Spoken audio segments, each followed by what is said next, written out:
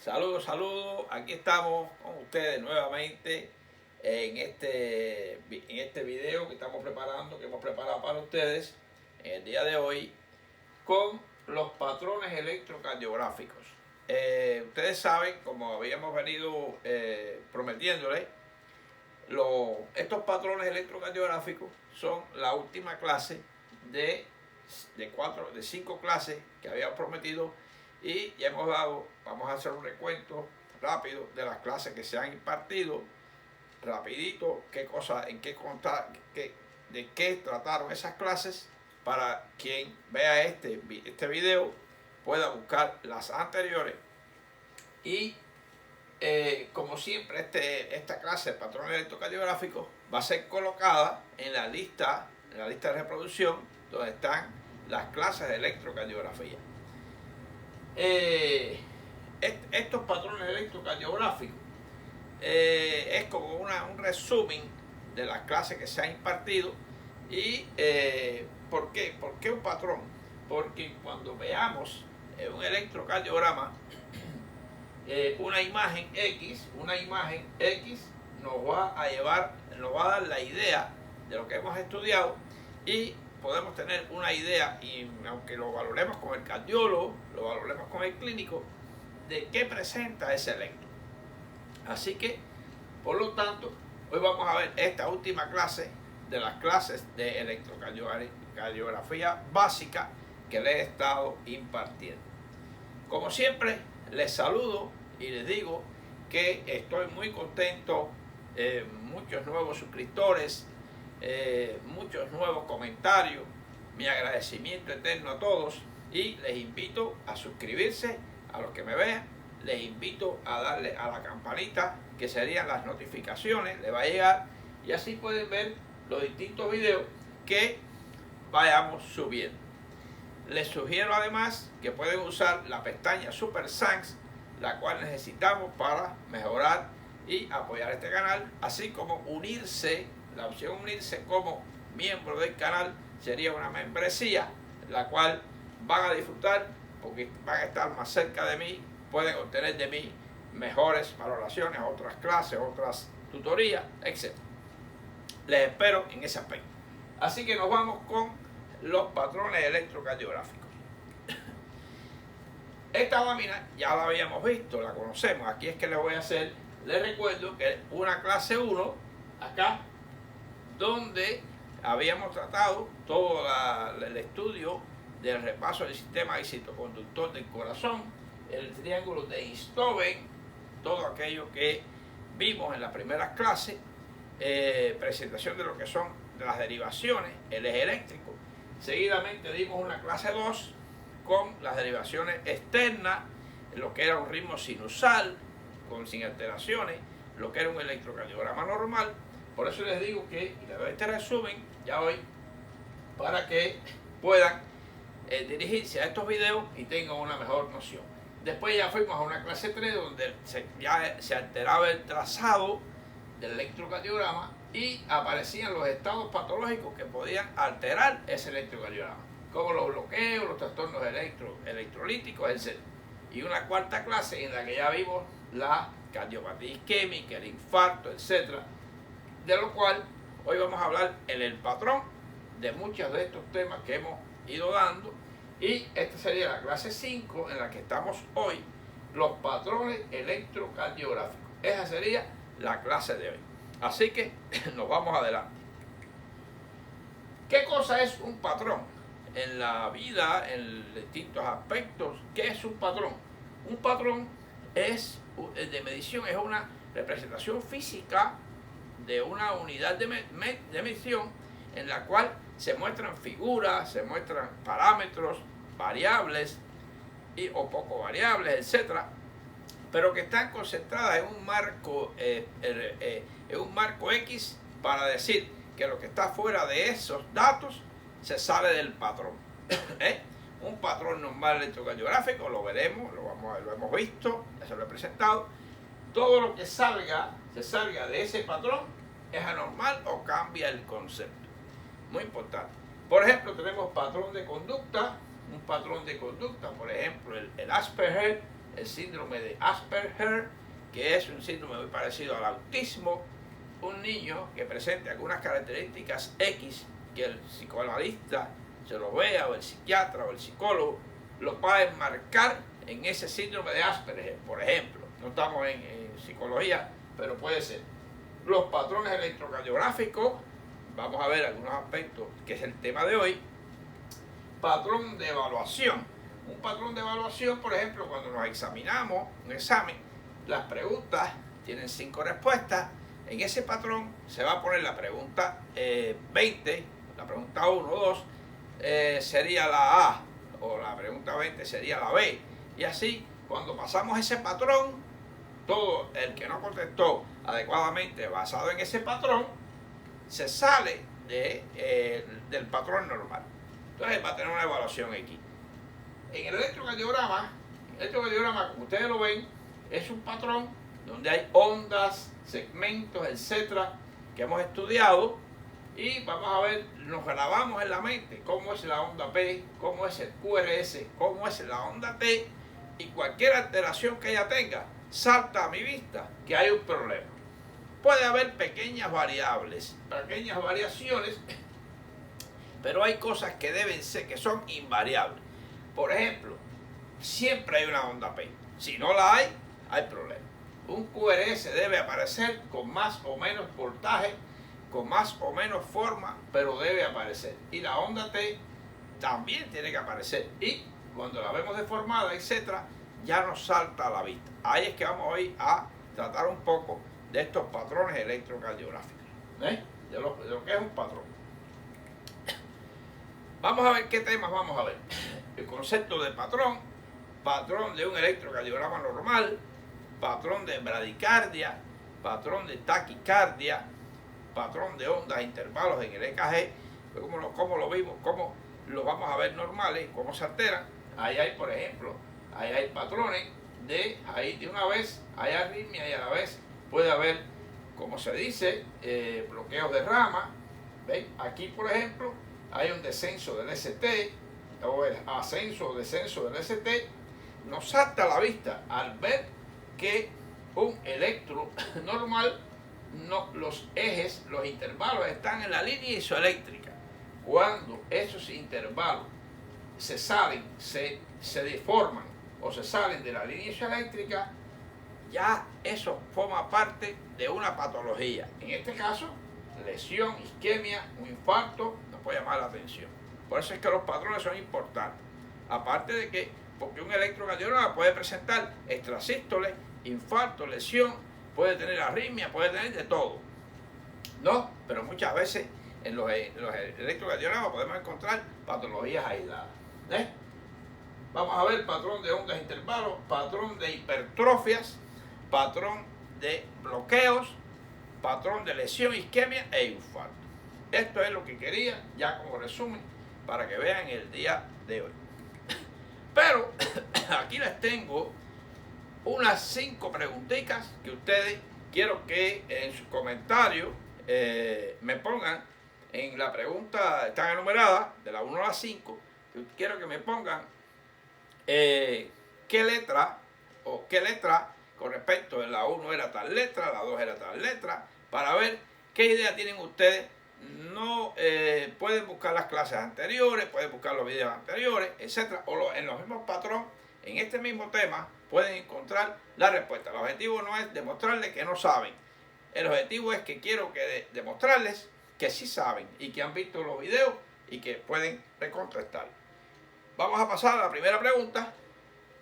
¿Cuál sería Todas las preguntas son iguales, lo que va a variar es el esquema que yo ponga aquí.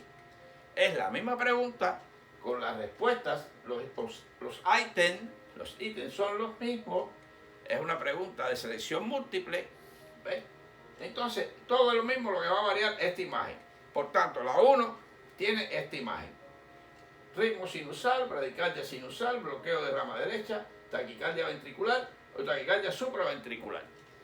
De acuerdo a esta imagen, ¿cuál de esas sería la respuesta? Espero su respuesta. La número 2 cambió la imagen con la misma pregunta. No lo vamos a leer para ganar tiempo.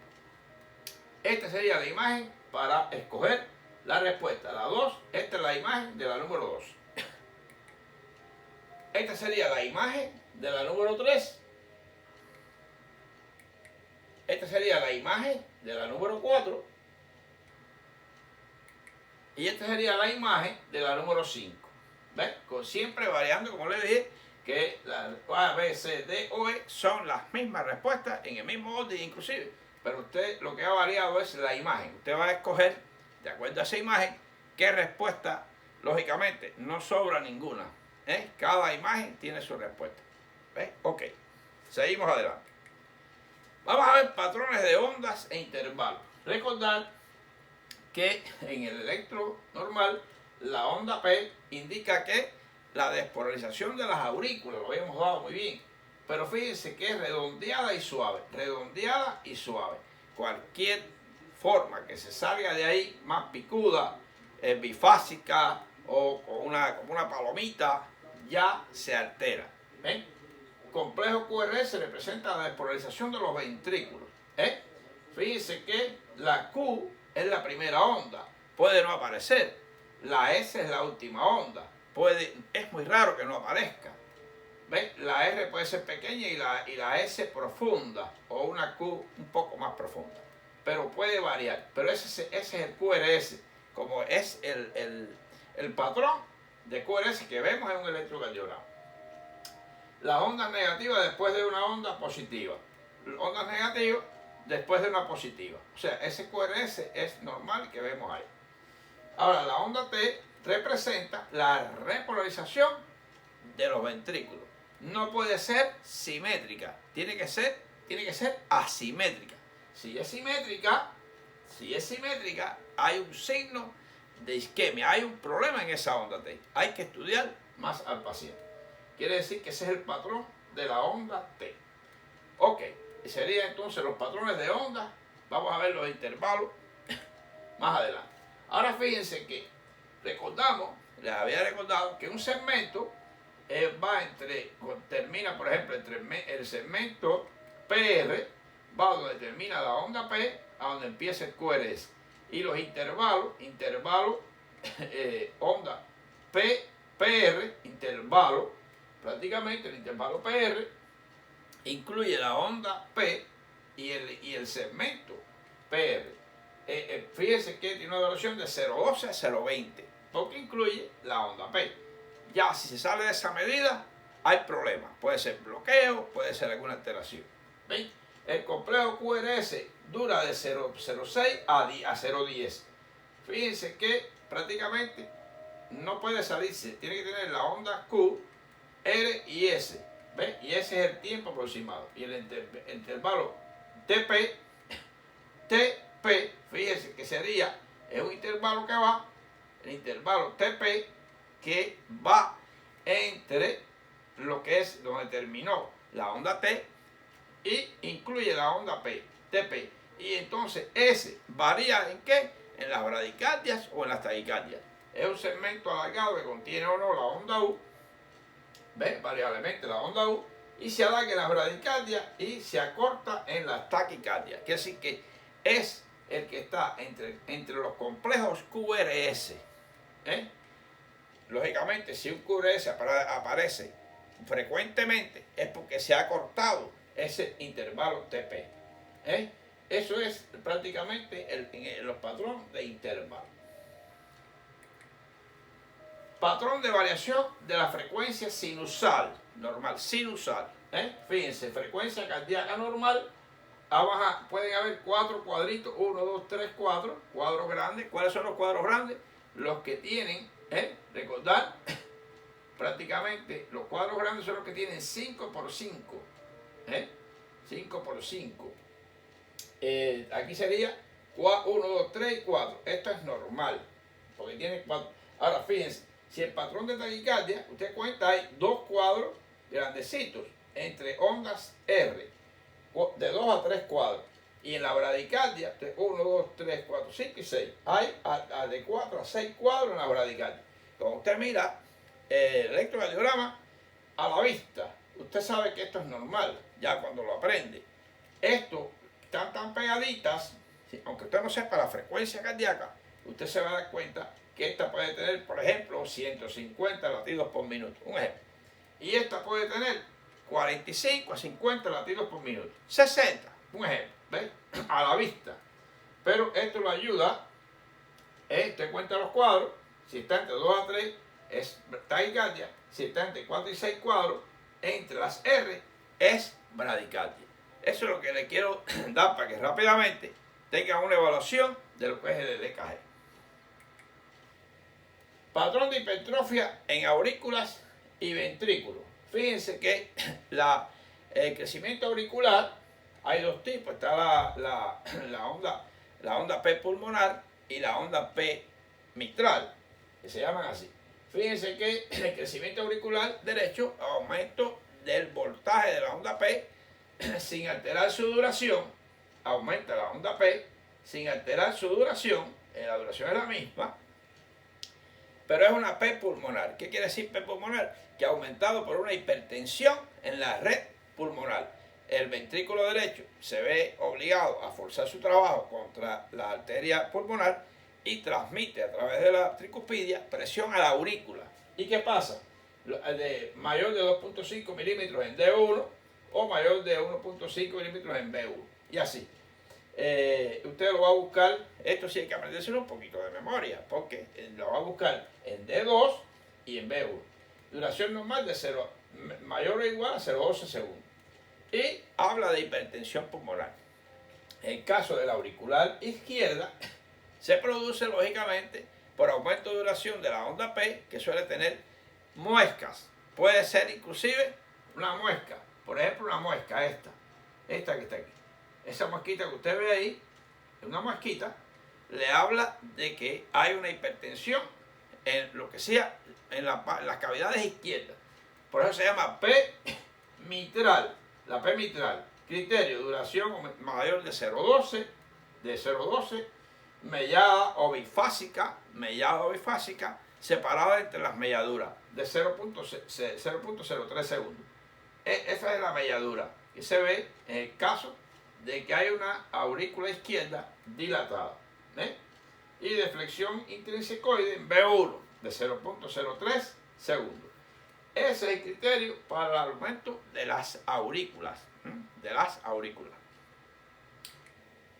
En el crecimiento ventricular derecho, todo esto fue estudiado muy bien, fue un tema específico de hipertrofia ventricular derecha y hipertrofia ventricular izquierda. En este caso, le quiero traer los criterios rápidamente, o sea, el patrón. ¿Cuál sería el patrón? Lógicamente, el patrón es que hay aumento de voltaje. Se va a situar específicamente en algunas derivaciones. Hay crecimiento de ventrículo derecho, hay R's altas, aumento de voltaje en R1, sobre todo en B1 y B2, en B1, B2, ¿lo ven? Puede ser aquí, B1, B2, aumenta el voltaje por encima de 1 milivoltio, ¿ve? Más menos en B, y B6 también, aumento de voltaje en estos casos. Alteraciones del ST, la T en precordiales derechas, lógicamente estamos hablando de ventrículo derecho, en precordiales derechas, derivación eje del QRS a derecha, más menos 100 grados. Por eso le digo que estos son criterios ya del patrón, el patrón. ¿Dónde lo voy a buscar? ¿En qué derivaciones lo voy a buscar? Pues estamos hablando de ventrículo derecho, B1, B2, ¿me entiende? Ahí es que estamos buscando, porque es el ventrículo derecho. En el caso del ventrículo izquierdo, vamos a ver, fíjense cómo aumenta el voltaje en las ondas S en B1. Ondas S en B1, mírala ahí. Ese es el patrón. El patrón, B1, onda S profunda, la ven grande ahí. Ahí está la cosa. En B1, criterios de voltaje en precordiales de B5 a B6. Miren en B5 a B6 cómo ese voltaje aumenta grandemente. Ventrículo izquierdo, estamos hablando de ventrículo izquierdo. Porque sería B5, B5 y B6. ¿Estamos claros? El voltaje en el plano frontal es R1, S2 mayor de 26 milímetros. y de RBL mayor de 12 milímetros, R1 mayor de 14 milímetros, R en BF mayor de 21 milímetros. ¿Qué pasa? Que son alteraciones de repolarización y desviación del eje a la izquierda. O sea, en el caso de la hipertrofia ventricular derecha, eje desviado a la derecha. En el caso de la hipertrofia ventricular izquierda, eje desviado a la izquierda. Es igual que en los bloqueos de rama. Y vamos a ver cómo, miren cómo aumenta el voltaje grandemente y las S profundas hacia las derivaciones B5 y B6. Criterios de voltaje en B5 y B6 sobre todo. ¿Por qué? Porque estamos hablando de ventrículo izquierdo. Vamos a buscarlo entonces en ese ventrículo. Patrón de bloqueo. Se buscarán en la línea isoeléctrica. Quiere decir que los patrones de bloqueo los vamos a buscar en la línea isoeléctrica. Porque más bien va a ser en tiempo. Como mismo los patrones de hipertrofia es en las ondas que son positivas o negativas, hacia arriba o hacia abajo, porque es voltaje. En lo que es bloqueo lo vamos a buscar en la línea isoeléctrica. Quiere decir que se valoran las longitudes de los segmentos o intervalos. ¿Cuál sería el bloqueo auriculoventricular? Ya lo habíamos visto. El bloqueo auriculoventricular de primer grado, ¿ves? Prácticamente de segundo grado, que tenía el móvil 1 y móvil 2, que el 1 se llamaba Wenckebach, y prácticamente el bloqueo avanzado, que puede llegar al bloqueo de tercer grado, donde ya prácticamente las P, o sea, la despolarización de las aurículas, es por un lado y posiblemente la despolarización de los ventrículos anda por otro. Una verdadera disociación auriculoventricular. Eso es lo que quiero que ustedes vean y vamos a ver entonces cómo sería el bloqueo de rama derecha y bloqueo de rama izquierda. Aquí tenemos un ejemplo, mírenlo acá, de bloqueo, un patrón de bloqueo de rama derecha. 2R, R'. Y aquí tenemos el patrón de bloqueo de rama izquierda. Sería esta R, esta S profunda, SR, un RS profunda y una R en torre. Esta es en dromedario y esta es en torre. Es el patrón fundamental del bloqueo de rama derecha e izquierda. Si vamos un poquito más profundo, el QRS ensanchado mayor de 0,12 segundos, morfología típica en B1.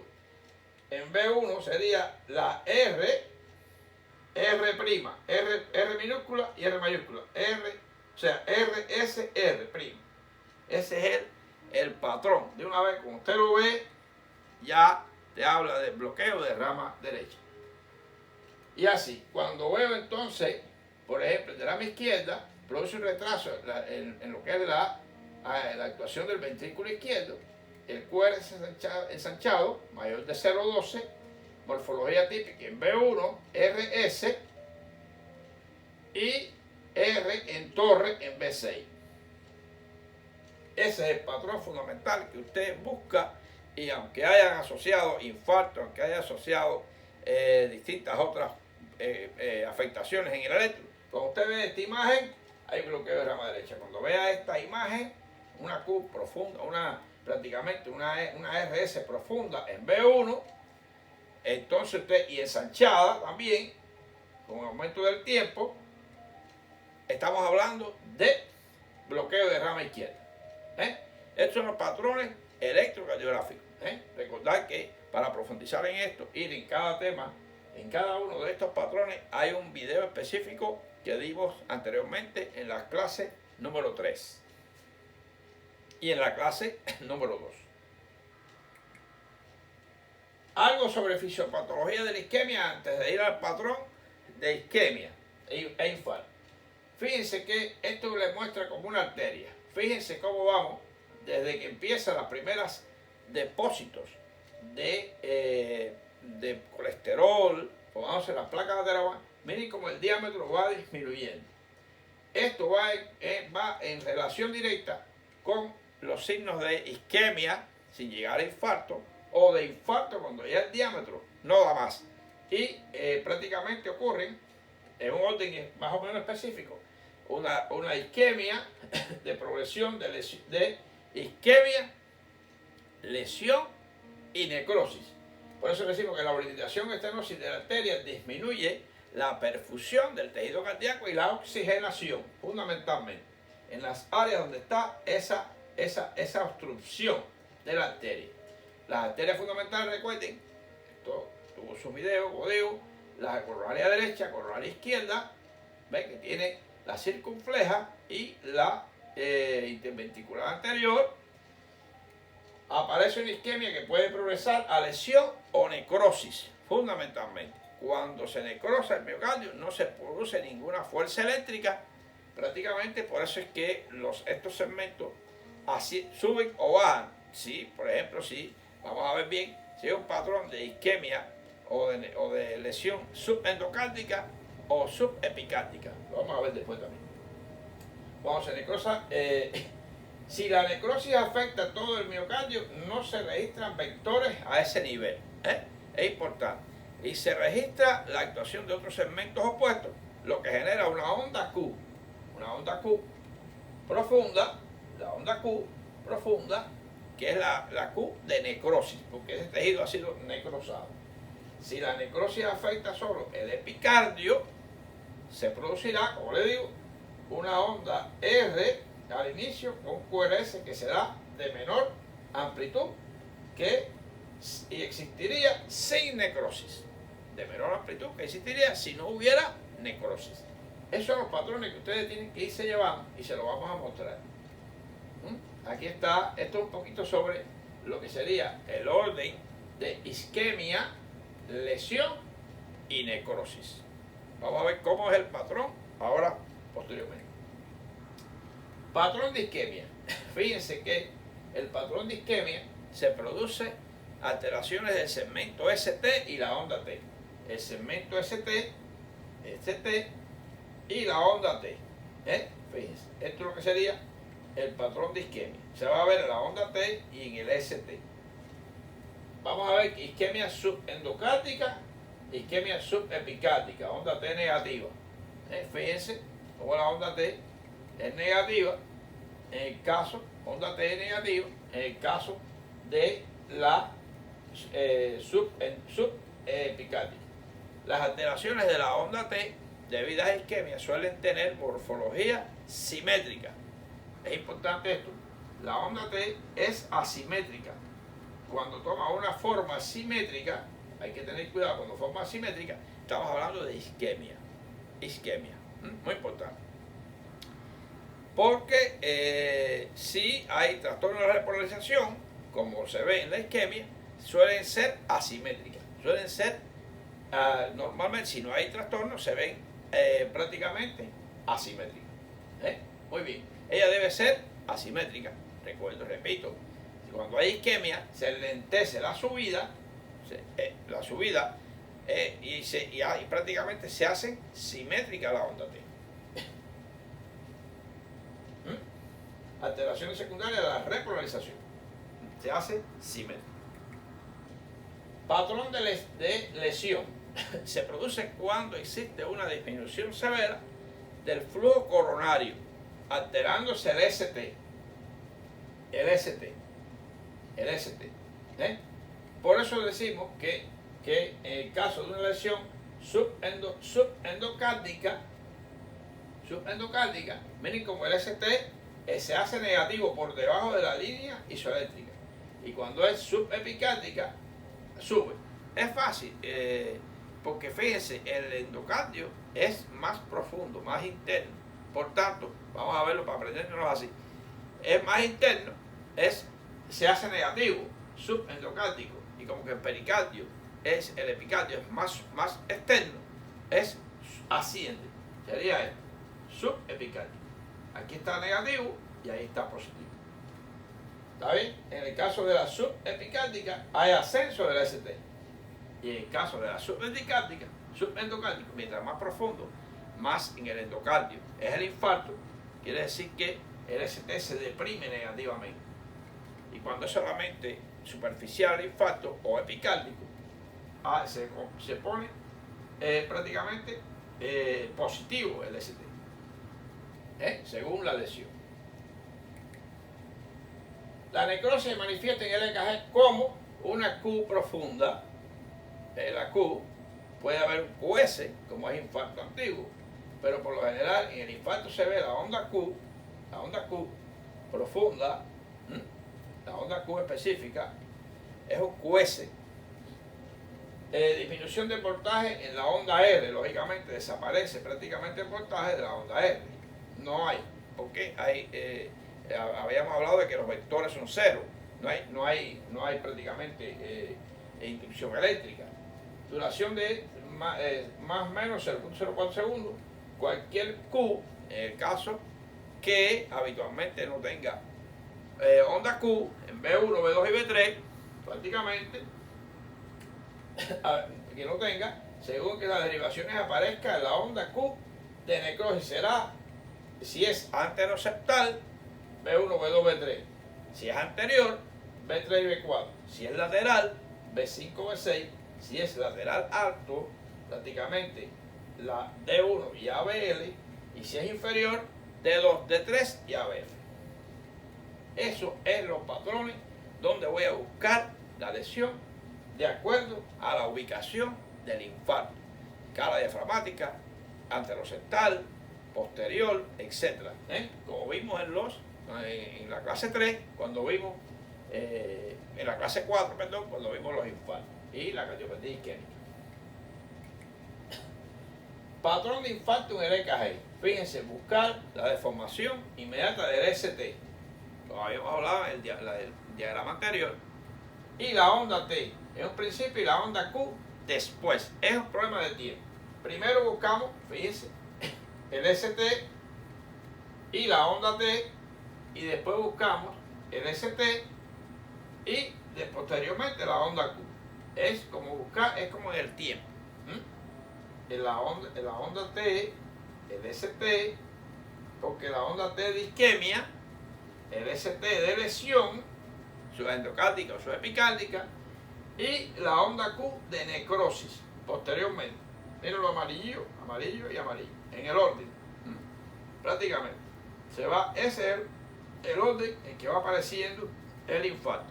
También así, por eso las enzimas, cuando veamos el infarto del miocardio agudo como patología, vamos a hablar también de las enzimas, cómo las enzimas aparecen también en el tiempo, ¿viste? Ya sea la bilirrubina, ya sea las troponinas, etc. Vamos a ver todo eso. La quinasa, MB, etc. Todo esto tiene su tiempo y se va mostrando de acuerdo al tiempo. Muchas veces se queda solamente en isquemia, no llega a lesión, o puede llegar a lesión sin llegar a necrosis en el infarto agudo del miocardio.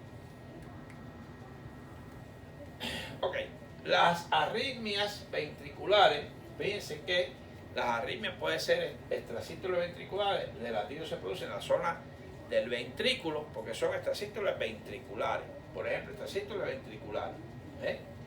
Muy bien, son extrasístoles que pueden producirse ventriculares, esa que está marcada en rojo. En una zona asignada con el QRS ancho, ya que los ventrículos se activan por tejido que no es de conducción. Quiere decir que hay latido adelantado o prematuro. Como en el caso muchas veces se puede ver en el Gould-Parkinson-White, que hay una onda prematura, la onda delta. Latido no precedido de onda P, por ejemplo, como se ve en el caso de la taquicardia ventricular, cuando son ventriculares, porque no está precedido de onda P. QRS ancho, lo ven ancho ahí, sin onda P que lo precede. Siempre hay una onda P antes del QRS. ¿Está bien? Fíjense. Y pausa compensadora completa.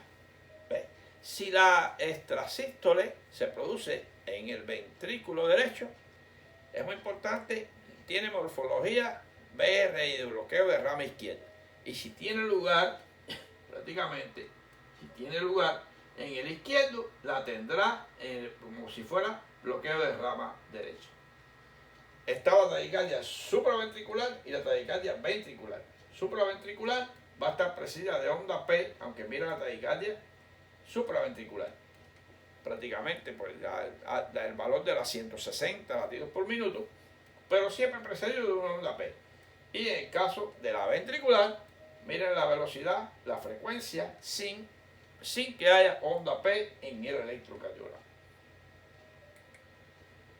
Así que bueno, estos son los patrones que le quería resumir. Prácticamente los videos están bien explicados, los videos anteriores de la clase número 1, clase número 2, clase número 3, número 4 y hoy que es la quinta con estos patrones electrocardiográficos. En cada uno simplemente di la idea como patrón de cómo se manifiesta en el EKG, sin profundizar, porque ya hubo sus videos con respecto a estas clases específicamente. Y me voy dándole las gracias, como siempre, y recuerden que estoy subiendo muchos los shorts, que muchas veces son pequeños videos que son elaborados directamente o son tomados por autorización de YouTube de ya videos establecidos de partes importantes que yo considero que son importantes para que ustedes lo vean y esa pequeño en 60 segundos ustedes repasen esa materia rapidita y también pueden ver el video completo si quieren dándole y lo lleva a la app y pueden ver el video completo basado en ese corto. Si quieren ver ese video completo lo pueden traer y pueden abrirlo también. Le dejo esta frase para terminar, fíjense que el maestro deja una huella. El maestro deja una huella para la eternidad. Nunca, es importante, nunca puedes saber cuándo se detiene su influencia. Porque fíjense que cuando esa huella queda para siempre, por eso el maestro tiene que ser muy precavido, tiene que ser muy cuidadoso. Es una responsabilidad del profesor con el alumno, porque queda esa huella, como lo dice, porque inclusive no puedes saber cuándo se detiene esa influencia. Esa influencia es para siempre, se lo puedo asegurar. Yo me acuerdo de mis profesores, de buenos profesores, no voy a mencionar nombres ahora, porque inclusive alguno puede haber muerto ya, que paz descanse, pero son profesores que quedan en ti para siempre. Estimulantes, fueron líderes estimulantes, pero ese es el cuidado que hay que tener, porque puede ser un líder negativo, puede ser un mal ejemplo, puedes crear una huella negativa si no eres tú capaz de saber que esto ocurre, que tú dejas huella en los alumnos, que tú dejas huella, como mismo lo dejaron en ti, profesores de los cuales tú recibiste esas clases. Por tanto, así que le dejo esa frase muy importante. Esta va inclusive para profesores si me ven y también a alumnos si me ven. ¿Por qué? Porque el alumno que tome lo positivo de ese profesor y se va a dejar hacer en él una huella de ese profesor, que sea una huella positiva, que tome el ejemplo positivo de ese profesor.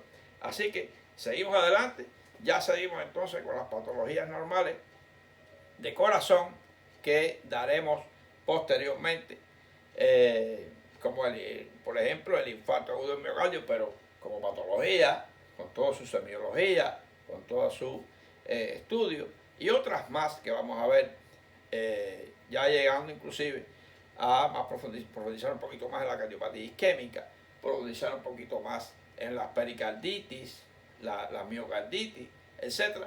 Más adelante seguimos con unas clases más de corazón, antes de seguir para otros temas, otros órganos del cuerpo humano. Seguimos adelante, pasen un resto del día bien, etc. Y les queremos mucho. Sigan con nosotros. Bye.